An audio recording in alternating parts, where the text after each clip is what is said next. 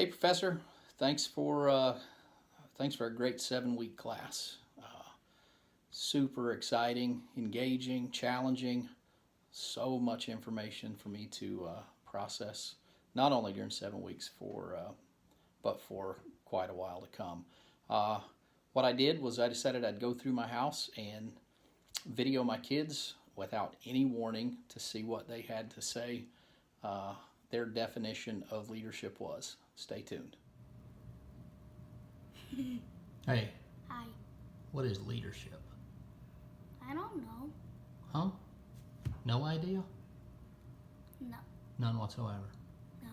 All right. Hey, what is leadership? I'm not in leadership club. What is it? What does it mean? Leadership club in our school? No, what does leadership mean? I don't know. Darcy, what does leadership mean?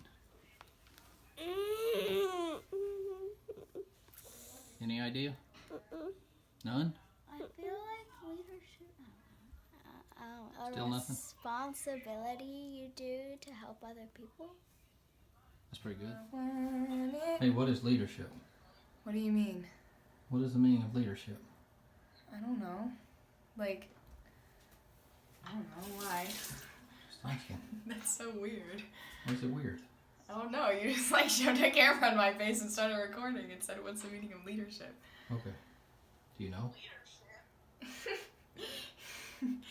I don't know. Like, the leader? I don't know. What does leadership mean? Being someone that other people look up to, being a captain. I mean, I don't know. It's hard to. Can I Google it? Can you Google it? Sure. What does leadership mean? Yeah, hide your face in shame. I believe my kids are maybe a younger example of what most people feel like when they're posed the question of what leadership is or what makes someone a leader. When you ask someone that question, it's very hard for them to put their finger on what the it factor is. Oftentimes, leadership is something that effective leadership is something that we see, something that we can witness, but we oftentimes have a hard time putting it into words. We may we may be able to identify characteristics of great leaders. We may also be able to identify great leaders. For instance, George Washington, Abraham Lincoln, John F. Kennedy. And then there are leaders in history who are arguably great leaders, but not so great in the world of morality. Adolf Hitler was a great leader. Al Capone, another great leader, but not in the obviously not in the moral sense. So a leader, Christian leader especially, is someone who lives out what they believe. Their belief system, their internal belief system, is something that is shown in their daily lives. It is portrayed to those people in which they lead. It is also something that is lived behind closed doors when nobody else is watching, which is, at its very root, is the heart of integrity. When no one else is looking, what is the leader doing? Are they doing what they say they're going to do? A leader is also someone who is authentic. I believe an effective Christian leader is someone who understands their own sinfulness. That outside of God's grace, we have no ability to achieve or accomplish anything on our own that is of any value. So a great Christian leader is someone who is also humble, someone who doesn't self-promote. Now, I come from a long line of what I like to think of as great Christian leaders, and I believe they are great Christian leaders. None of these names you will recognize. None of these people will more than likely have books written about them. They have not written studies on what makes a good leader, but they are people in my life who exemplified Christianity going back several generations. And I want to give you just a little glimpse into into who it started out with. Up here, see if I can get it without the reflection. This lady right here is my great-grandmother. She was born in the 1800s. Her name was Pearlie Mae Rushing. God-fearing woman. The picture here was actually taken on the cotton farm in South Mississippi that she was raised on and also raised her children on, which one of her children was my grandmother, Myrtis Rushing Duncan.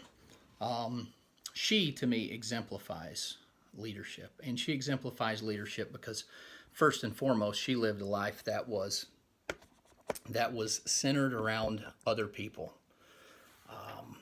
centered around serving, centered around loving her neighbors, centered around hospitality, centered around her thriving, moving relationship with Jesus Christ that impacted not only her immediate family, but it also impacted people around her and impacted subsequent generations from her 5 sons, one of which is my dad, to myself, my siblings, cousins, our children, and now some of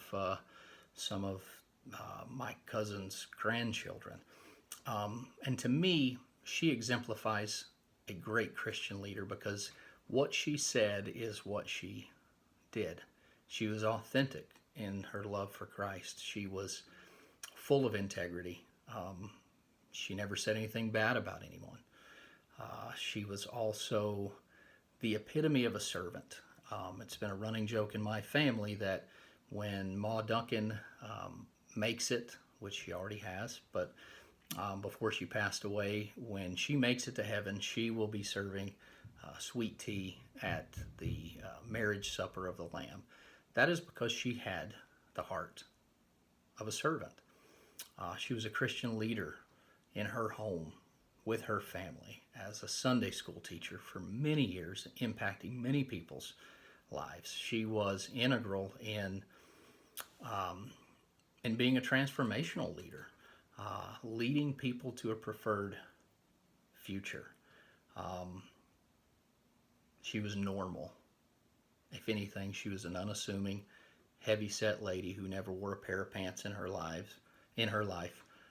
Raised on a cotton farm in South Mississippi and married a man of not many means to raise 5 boys in a house made of railroad cars. But in that, the love that she had for her fellow man,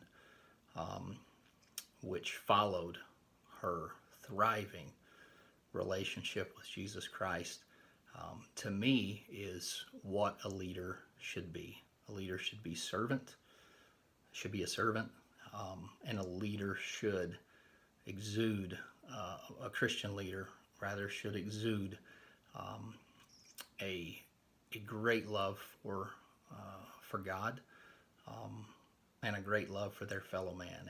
And to me, my grandmother was a great leader, even though she would never admit or even believe what I just said. So hopefully I got my point across, and I want to thank you for a great semester. I've learned a lot, and I look forward to being able to use all of this stuff in the future. God bless.